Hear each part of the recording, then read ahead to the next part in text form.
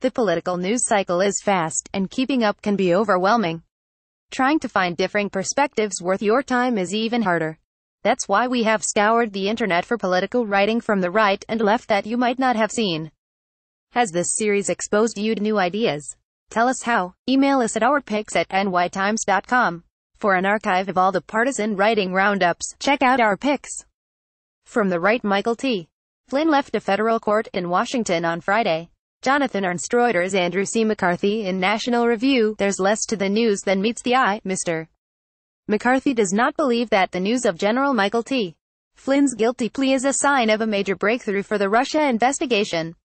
If collusion did indeed occur between the Trump campaign and Russia, then Mr. Flynn would be pleading guilty to an espionage conspiracy, not what Mr. McCarthy describes as a process crime, lying to the FBI. Read more. Bree Payton in The Federalist. Trump and his associates did contact foreign dignitaries before he took office. If that is a crime, Barack Obama is also guilty. Ms. Payton reacted to the news of Mr. Flynn's guilty plea by listing past instances of American politicians meeting with foreign dignitaries before they were sworn into office. None of them, she points out, were prosecuted for any crimes. Read more. From the left. Amy Davidson Sorkin in The New Yorker. That Mueller would treat Flynn as someone worth flipping, presumably in pursuit of a bigger case, is, to say the least, suggestive. Ms. Sorkin, unlike Mr. McCarthy, sees Friday's news as the sign of a new, significant chapter in the story of the magnetically charged interaction of Michael Flynn and Donald Trump. Moreover, she writes, the larger issue at play in the relationship of Mr. Flynn and Mr. Trump is how conspiratorialism was intertwined with real influence. And extremism of that sort, she argues, can't be solved with a special counsel. Read more. President Trump at the White House on Friday. Manuel Bales, Senata. Associated Press. Bob Dreyfus in The Nation. Did Trump's campaign collude with the Russians to subvert the U.S. elections? The answer is still we don't know. There's plenty of smoke, from multiple directions, based on Mr. Flynn's guilty plea, explains Mr. Dreyfus. It would be premature to conclude that President Trump broke any law. However, Mr.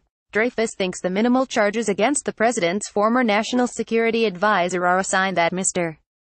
Flynn is cooperating with Mr. Mueller and his team. He is, outside of Mr.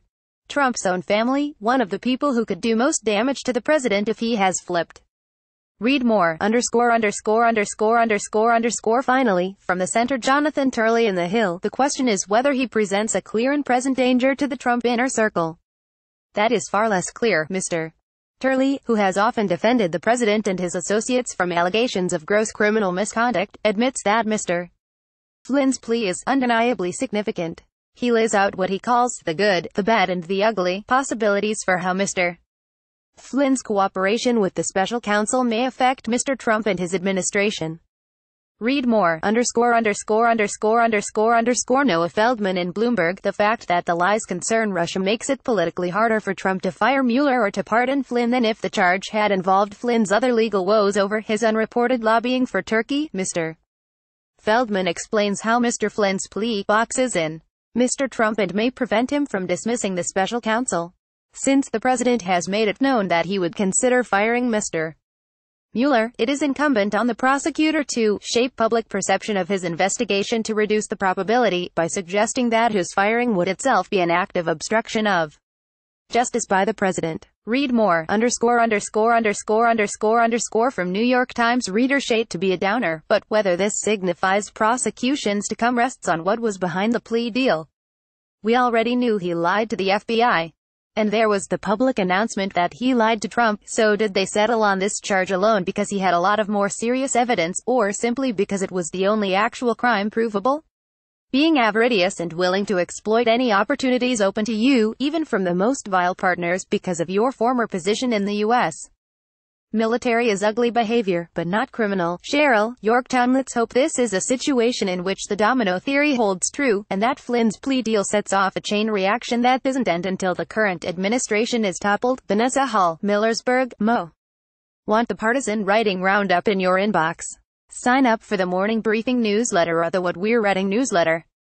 Have thoughts about this collection? Email feedback to ourpicks@nytimes.com.